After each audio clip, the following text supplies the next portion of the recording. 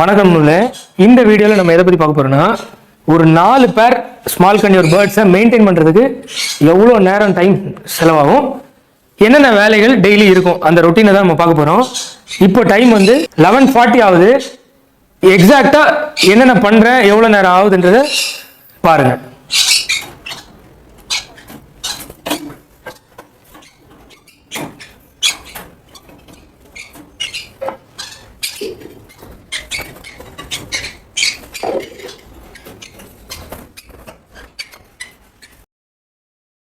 So முதல் வேலையை இந்த மாதிரி பானை வச்சுருக்கிறோம் ஃபீடுக்கு, அது எல்லாத்தையுமே எடுத்துடணும். ஏன் பானையில் வைக்கிறோம் அப்படின்னா, இதில் வந்து காய்கறி துருவி போடுவோம், கேரட்டு பீட்ரூட் இந்த மாதிரி. இன்றைக்கும் போடுறதுக்கு கேரட்டு பீட்ரூட் துருவி எடுத்துகிட்டு வந்துருக்கோம். இதில் வந்து இந்த மாதிரி இதுவும் கொய்யா இந்த மாதிரி ஃப்ரூட்ஸ் போடும்போது இந்த சின்ன சின்ன கொசு நிறைய முக்கிய ஆரம்பிச்சிடும். அது முக்கியதுனாலே பேர்ட்ஸுக்கு டிசீஸ் வர்றதுக்கு நிறைய ப்ராபபிலிட்டி இருக்கும். அதனால இதை மாதிரி வைக்கும்போது பானையில் வச்சிங்கன்னா ஈரத்தை சீக்கிரமாக பானை உறிஞ்சிடும், அந்த கொசு வர்றது ரொம்ப கம்மியாக இருக்கும். சரியா? ஸோ ஃபஸ்ட்டு பானையை கலெக்ட் பண்ணிடுறோம், வெளியில் கொண்டு போகிறோம். பேசிக்கலாக பார்த்தீங்கன்னா நம்ம முந்தின நாள் போட்ட ஃபீடில் இதோடைய பழக்கமே என்னென்னா, கிரெயின்ஸ், அதாவது இந்த கம்பு, சன்ஃப்ளவர் சீட்ஸு, சஃபோலா சீட்ஸ், இது 3 தான் நம்ம மிக்ஸ் பண்ணுறோம். இது 3ல் எதையுமே அது தோலோடு சாப்பிடாது. உரிச்சு உரிச்சு உரிச்சு தோலை மட்டும் இதில் போட்டுரும். ஸோ இதுதான் நம்மளுடைய வேலை.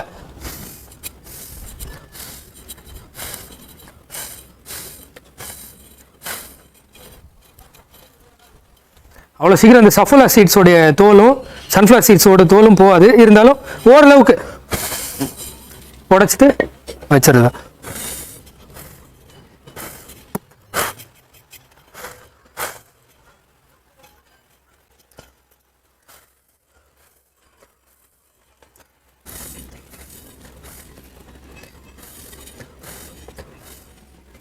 இந்த மாதிரி பானையில் எச்சம் நிறைய இருந்ததுன்னா கண்டிப்பாக ட்ரையாக தான் இருக்கும்.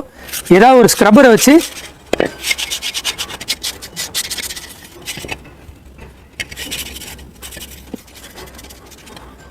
நல்லா தேய்ச்சிட்டு யூஸ் பண்ணிக்கலாம். எனக்கு தெரிஞ்ச ஒரு வீக்லி ஒன்ஸ் இதையும் நல்லா வாஷ் பண்ணி எடுத்துடலாம்.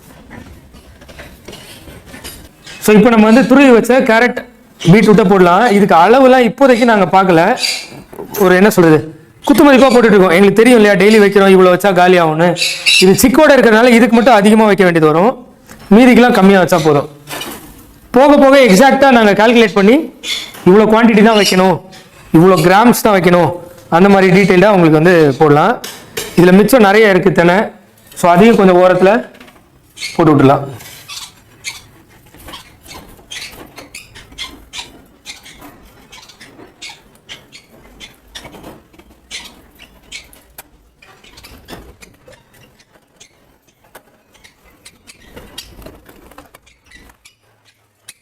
ஆக்சுவலாக ஃபீடு வைக்கும்போது இந்த மாதிரி பயப்படாத அளவுக்கு நம்ம ப்ரொவிஷன்ஸ் பண்ணணும்.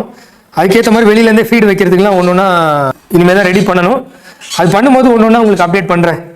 எப்படி நம்ம சேனலில் ப்ரூடிங்க்கு நம்ம ஒன்று ஒன்றா அப்டேட் பண்ணி கொண்டு வந்தோமோ, அதே மாதிரி சிஸ்டமேட்டிக்காக கொஞ்சம் கொஞ்சமாக இந்த மாதிரி கன்னியூர் வெரைட்டிஸ்க்கும் எவ்வளோ அப்டேட் பண்ணுறோமோ அவ்வளோ அப்டேட் கூடிய வேலை பண்ணுவோம்.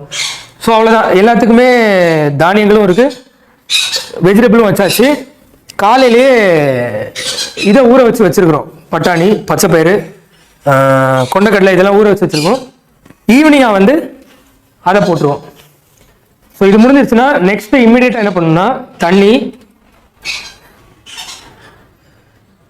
தண்ணி மட்டும் கோழிக்கு வைக்கிற மாதிரி எப்போவுமே தண்ணி இருக்கே அப்படின்னு போகக்கூடாது.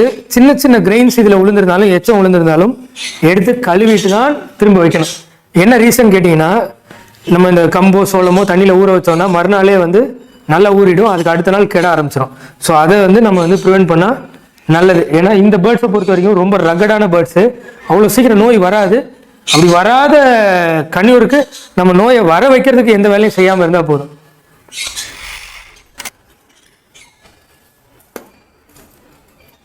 நார்மல் டேப் வாட்டர் தான்.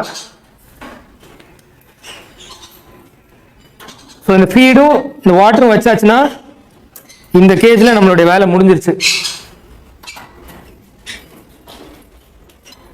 இந்த மாதிரி ட்ரிங்கர்லையும் தண்ணி வைக்கலாம், இதுவும் நல்லா தான் இருக்குது. பட் ஸ்டில் இதுலேயும் சின்ன சின்ன கிரெயின்ஸ் விழுறதுனால ஆட்டோமேட்டிக் வச்சாலும் இதுக்கு யூஸ் இல்லை. ஏன்னு கேட்டிங்கன்னா இதையும் நம்ம டெய்லி எடுத்து கழுவி வைக்க வேண்டியது வருது. அதுக்கு அந்த மாதிரி ஒரு கப்லேயே வச்சிடலாம்.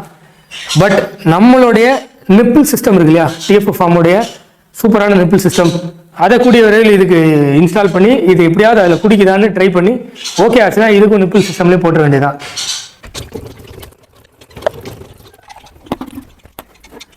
இது ரெண்டுலையும் தண்ணி ரொம்ப நல்லா க்ளீனாகவே இருக்குது, எந்த கண்டாமினேஷன் இல்லை, அதனால் அப்படியே வச்சிடுறோம். அவ்வளோதான். இவ்வளோதான் நம்மளுடைய ஃபீடுக்கான டைம். சரியா, காலையில் அதை ஊற வைக்கிறதுக்கு ஒரு டைம், ஈவினிங் வந்து இந்த மாதிரி பானையெல்லாம் எடுக்கிற வேலையெல்லாம் இல்லை, ஊற வச்சிருக்கோம் இல்லையா, அதை எடுத்து அப்படியே இதில் போடுறது தான்.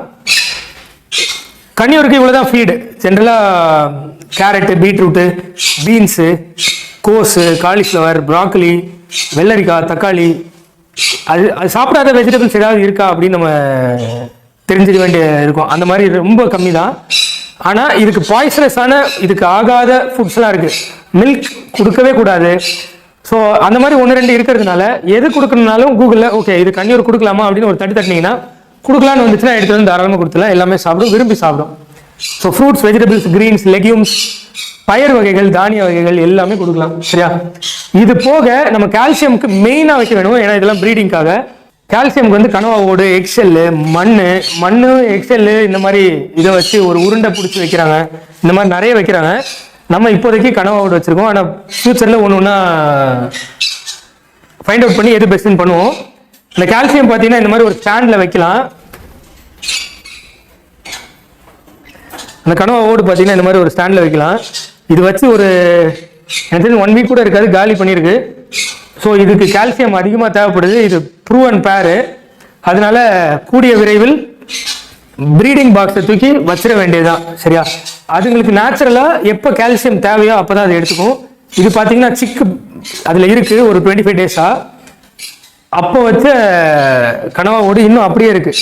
கீழே கொஞ்சம் கொஞ்சம் சாப்பிட்ருக்கு, இதுவும் கொஞ்சம் கொஞ்சம் சாப்பிட்ருக்கு. ஆனால் இந்த பேர்டை பார்த்தீங்கன்னா சும்மா காலி பண்ணி வச்சிருக்கு.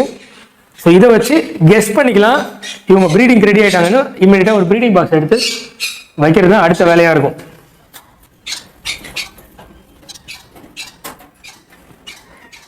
ஸோ இவ்வளோ தான். இதில் நாங்கள் காட்டாமல் விட்டது அந்த ஊற வச்சதை ஈவினிங் போடுவோம், அதை மட்டும் தான் காட்டாமல் விட்டுருக்கோம். அது ஒரு பெரிய இஷ்யூ கிடையாது. டைம் பார்த்தீங்கன்னா 40க்கு ஆரம்பித்தோம், 55. ஸோ 15 நிமிஷம் இந்த 4 பேரை மெயின்டைன் பண்ணுறதுக்கு.